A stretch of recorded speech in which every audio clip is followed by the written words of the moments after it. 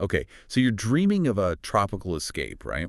And Phuket, or Bali, they're almost always right there at the top of the list. It can be a real head-scratcher, deciding between them. It really can. They both sound amazing on paper. Exactly. So today, on the deep dive, we're going to try and unpack that, cut through the brochures a bit, and help you picture which island life might actually suit you better. Sounds good. And just a quick thing before we dive in, we'll be saying Phuket throughout. That's P-O-O-K-E-T, not Phukets. Good pook, Phuket. Our deep dive today draws heavily from insights provided by Ocean Worldwide. They're a luxury real estate agency, actually based right there in Phuket since 2004. Wow, so they really know the place. Yeah, gives us a really grounded perspective, especially on, living there, maybe investing. Right. So our mission today is basically to distill that expertise and other info to help you really grasp the distinct personalities of these islands. Personality is a good word for it. Yeah, we'll look at everything. Property, culture, food, what you can do, even the wellness side of things, the whole picture. All to help you figure out which one just clicks with your own lifestyle, your own preferences. Exactly. Making that informed choice. Okay, so let's start big picture then. What kind of daily life, what kind of rhythm are you actually after? Because the sources really point to a fundamental difference here. Phuket, it often has more of a developed kind of resort-style feel. Right. Established infrastructure, modern conveniences, everything's sort of set up. Yeah.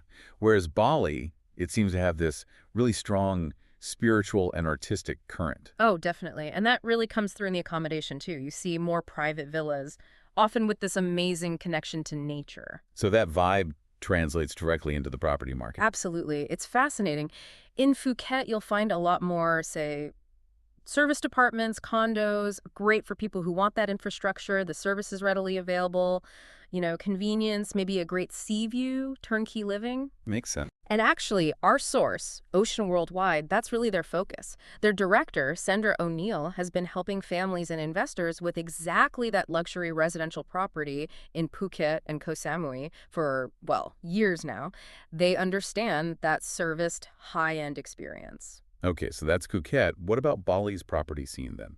Bali leans much more towards those private villas, often with a, let's say, more bohemian or nature-integrated design. It really appeals to people seeking a more holistic lifestyle, something blended with the island's environment. Yeah, fitting that spiritual vibe. Exactly. And for anyone thinking longer term, like investment, it's crucial to know the rental markets and the property laws, especially for foreigners. Things like freehold versus leasehold, they differ quite a bit between the two, something you really need to look into. Okay, so the property reflects the island's soul. What about the actual look and feel? The landscapes, the culture? They must feel totally different on the ground. Oh, incredibly different. Phuket, you get those really dramatic limestone cliffs, especially around Phang Nga Bay, the James Bond Island area. Iconic, yeah. And generally, those famous white sandy beaches. Yeah. Culturally, it's mostly Buddhist, so you'll see beautiful temples, experience that warm Thai hospitality everyone talks about. And Bali. Bali. Wow. It's called the Island of the Gods for a reason. Visually, it's just intensely green. Think terraced rice paddies climbing up hillsides, volcanoes in the distance. Sounds stunning. It is, and the culture is predominantly Hindu, and it's everywhere. It's in the daily offerings you see on sidewalks, the constant ceremonies, the temple architecture. It really shapes the whole experience. It feels much more immersive spiritually. Right, that makes sense. Okay, Yeah. Practicality check. Weather. If you're picturing yourself outdoors all the time, climate is a huge deal, isn't it? Massive factor. Phuket generally has its drier, maybe slightly cooler season from about November to April. That's peak season usually. Best beach weather. Pretty much. Then the wetter season, more humidity, heavier rain sometimes. That's more May to October. Okay, and Bali flips that. Sort of. Bali's dry season is roughly May to September. Really pleasant weather then, great for exploring. The wetter season is more October through April. So they're slightly offset. Yeah, and an important point, even in Bali's wet season, the rain often comes in these short, intense downpours, maybe in the afternoon. It's not always constant drizzle spoiling your whole day. Oh, okay. Good to know. But yeah, knowing those patterns is definitely key for planning what you want to do, especially if nonstop sunshine is your main goal. All right, let's get to the main event for many people. The beaches. Sun, sand, sea. What's the verdict? Phuket versus Bali for beach bliss. This is a classic comparison. Phuket really scores high for its pristine white sands and generally calm, clear waters, perfect for just swimming, floating, relaxing. Like the postcards. Exactly. Think Kedah Beach, Karan Beach for that classic vibe. Or if you want something quieter, maybe Freedom Beach, or head north to Mai Khao or Bang Tao. Lots of choice. And Bali's beaches. Bali's are more diverse, I'd say. You get golden sand, sure, but also some really striking, darker volcanic sand beaches, especially on the west coast. Oh, interesting. And Bali is world famous as a surfer's paradise, right? Kuta for beginners, Uluwatu for the pros. The waves are a huge draw. Right, so different kind of water activity. Totally. Plus, you've got areas like Seminyak and Jimbaran with those trendy beach clubs, more about lounging with a cocktail, the whole scene. So yeah, if purely calm water swimming is the priority, Phuket probably has the edge more often.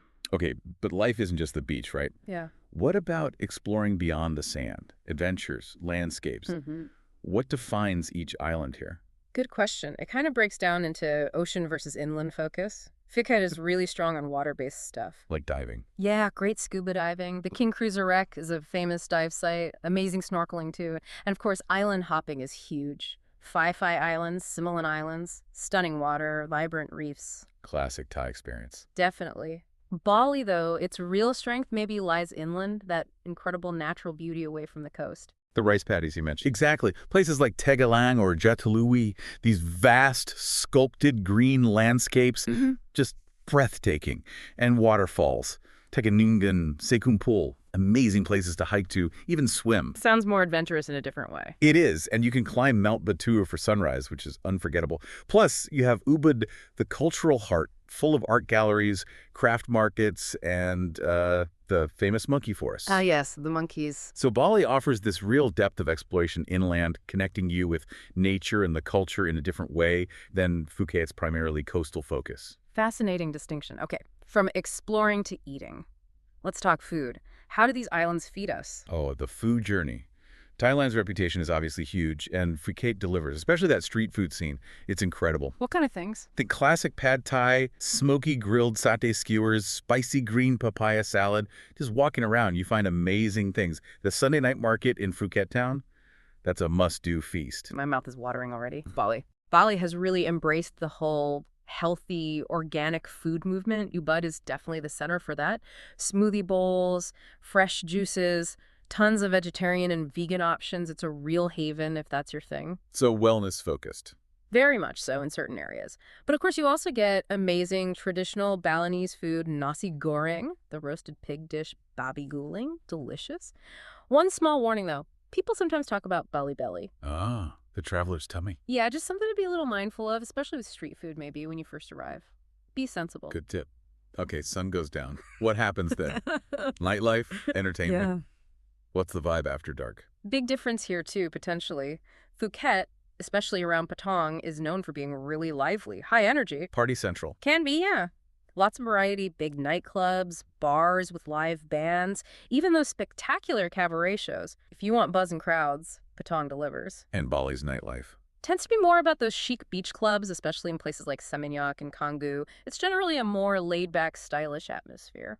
Sunset cocktails kind of thing. Exactly. Great music, beautiful settings, focusing on that sunset view. It feels a bit more, maybe, sophisticated.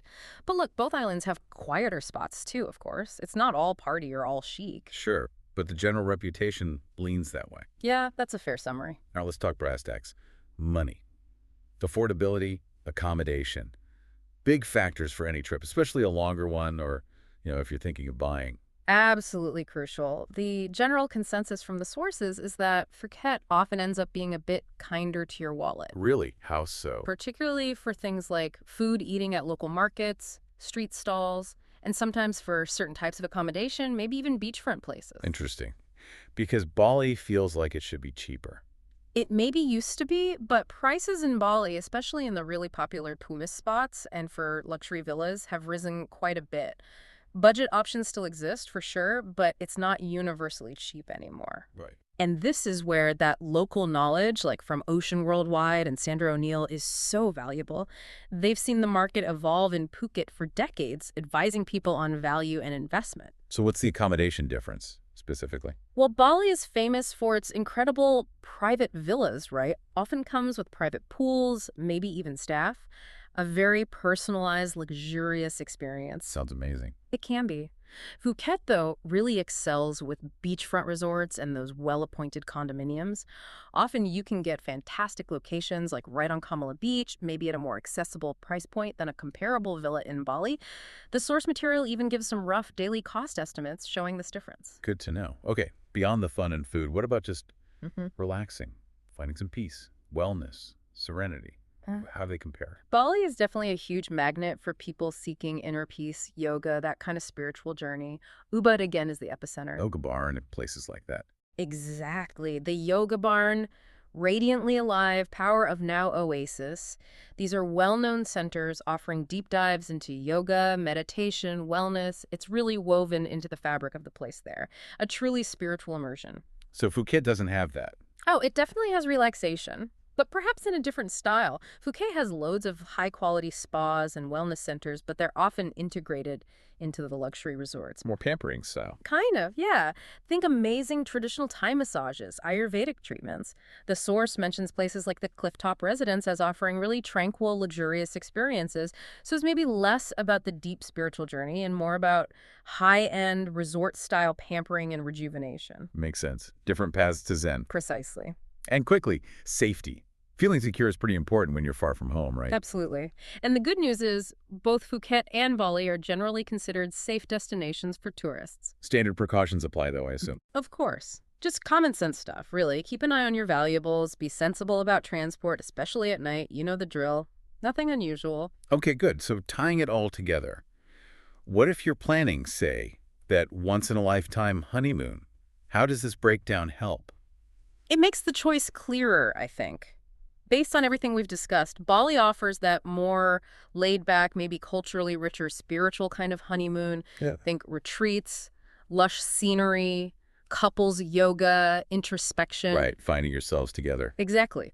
Phuket, on the other hand, might appeal more if you want pristine beaches, exciting activities like island hopping, maybe more vibrant nightlife options, and fantastic dining, based out of a stunning luxury villa near Bangtao, perhaps. More outward exploration and shared adventures. It really depends on the couple's style. Totally. What's their idea of romance and connection? Inner journey or outward fun? So as we wrap this up then, it really comes down to personal preference, doesn't it? Picking between Phuket and Bali isn't about which one is better. Not at all. They're both incredible. It's about figuring out which island's unique personality, its rhythm, truly resonates with what you're looking for in a tropical escape. That's the heart of it. It's asking yourself, which island's rhythm truly matches your own? Do you picture yourself waking up to, I don't know, the scent of incense drifting from a temple or the salty tang of the Andaman Sea? Yeah, jungle sounds or lapping waves. Exactly. What stands out to you as your ideal tropical backdrop? That's the real question. That is the question. A fantastic way to frame it. Hopefully this deep dive has given everyone listening some food for thought, maybe made that choice a little clearer. Hope so. The beauty is, like you said, you probably can't make a bad choice here. Thanks for unpacking all that with me. My pleasure. And thanks all of you for tuning in. Until next time on The Deep Dive, keep exploring.